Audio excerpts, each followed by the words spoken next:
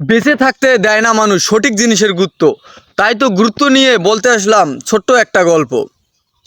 এক গরু প্রতিদিন খাইতো এক গৃহস্থেরই ধান। সেই গৃহস্থ আবার এসে লাঠি পিটা করতো সেই গরুটাকে। গরু তো রাগ হয়ে সেই গৃহস্থকে দিল অভিশাপ, মরে না কেন গৃহস্থ, আমি খাইতে পারি শান্তি মতন ধান।